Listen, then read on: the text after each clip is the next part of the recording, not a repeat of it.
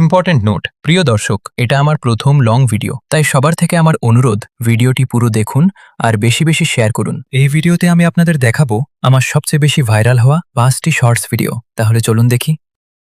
এক হুজুরের এক সুন্দরী মেয়ে ছিল। সেই সুন্দরী মেয়েটি হুজুরকে বলল, বাবা তুমি এত খ্যাত কেন? হুজুর বলল, আমি আবার খ্যাত হলাম কিভাবে? সেই মেয়ে বলল, বাবা আমার বান্ধবীরা সবাই তো বোরকা ছাড়াই বাইরে বের হয়, কিন্তু আমি বোরকা ছাড়া বাইরে বের হতে পারি না। তুমি একটু আধুনিক হও, একটু মডার্ন হও। হুজুর বলল, মা ঠিক আছে, তোমার আর বোরকা পড়তে হবে না, তুমি বোরকা ছাড়াই আমার জন্য দোকান থেকে একটা কলম নিয়ে আসো। মেয়েটা দোকানে কলম কিনতে যাচ্ছে, পথিমধ্যে কিছু বকাটে যুবক বসেছিল। তারা সেই সুন্দরী মেয়েটিকে দেখে বলল, ইস কি মাল যাচ্ছে গো, মালে দানা পড়িয়ে গেছে। এই কথা শুনে মেয়েটি খুব কষ্ট পেল। তারপর কলম নিয়ে বাসায় ফিরে তার বাবাকে ঘটনাটি খুলে বলল। তার বাবা বলল, মা তুমি এখনই আবার বোরকা পরে দোকান থেকে একটা খাতা নিয়ে আসো। মেয়েটি এবার বোরকা পরে দোকানে গেল, কিন্তু সেই বকাটে যুবকগুলো মেয়েটিকে কিছুই বলল না। মেয়েটি বোরকা পরার গুরুত্ব বুঝতে পারলো। সে ঘরে ফিরে এসে তার বাবাকে বলল, বাবা তুমি খ্যাত না, তুমিই সর্বাধুনিক।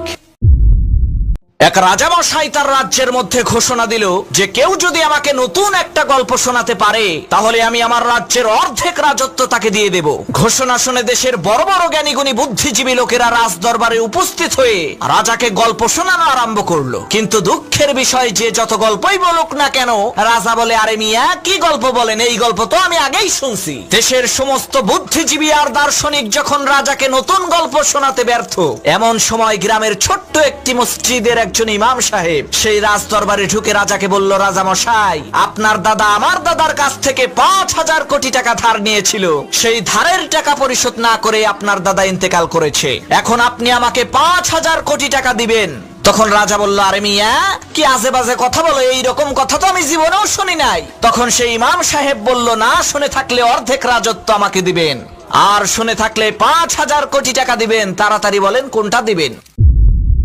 এক সুন্দরী মেয়েকে রাস্তা দিয়ে হেঁটে যেতে দেখে এক ছেলে সেই মেয়েটির পিছু পিছু হাঁটতে লাগলো। সেই মেয়েটির ছেলেটিকে বলল, ভাই আপনি আমার পেছনে পেছনে হাঁটছেন কেন? ছেলেটি বলল, হে অপরূপা সুন্দরী, আমি তোমাকে এক নজর দেখেই তোমার প্রেমে পড়ে গেছি। তোমার মতো এত সুন্দরী মেয়ে আমি কোনোদিন দেখিনি, আমি তোমাকে বিয়ে করতে চাই। সেই সুন্দরী মেয়েটির ছেলেটিকে বলল, তুমি বলো কি, আমার চাইতে সুন্দরী মেয়ে তুমি কখনোই দেখোনি? তুমি পেছনের দিকে চেয়ে দেখো, ওই যে দূরে যে মেয়েটিকে দেখা যাচ্ছে সে আমার বোন, সে আমার চাইতে অনেক সুন্দরী। এই কথা শোনা মাত্রই ছেলেটি মেয়েটিকে রেখে পেছনের দিকে দৌড় দিল দূরে থাকা ওই মেয়েটির বোনকে দেখার জন্য। কিন্তু পেছনে যেয়ে দেখে একজন বুড়া মহিলা হেঁটে আসছে। ছেলেটি তখন ফিরে এসে সেই মেয়েকে বলল, তুমি আমাকে মিথ্যা কথা বললে কেন? তখন মেয়েটি বলল, তুমিও তো আমাকে মিথ্যা কথাই বলেছো। তুমি যদি আমাকে ভালোই বাসতে তাহলে আমার বোনকে দেখার জন্য তুমি পিছনের দিকে দৌড় দিলে কেন?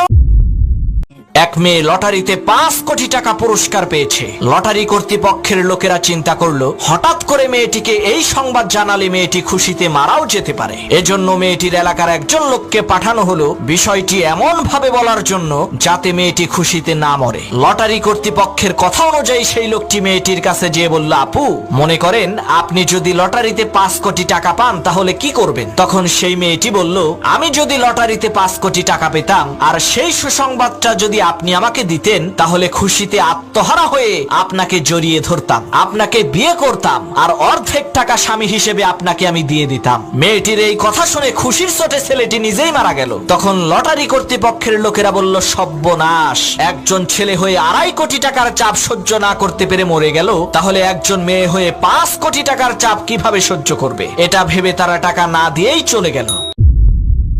এক ইউটিউবারের বিয়ে হবে, তাকে মেয়ের বাড়ি থেকে দেখতে আসছে। এমন সময় মেয়ে পক্ষের একজন সেই ইউটিউবারকে প্রশ্ন করলো, বাবা ধরো তোমার যে ইউটিউব চ্যানেলটা আছে সেটা হ্যাক হয়ে গেছে, এখন তুমি কি করবা?